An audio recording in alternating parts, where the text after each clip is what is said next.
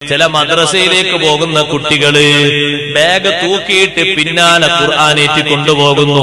പറ്റൂല മുസ്ലിമേ, ഖുർആനിനോടുള്ള അപമര്യാദയാണ്. ഖുർആന് പിന്നിലാക്കിയിട്ട് നീ എങ്ങനെ മുന്നിൽ പോവുകയോ?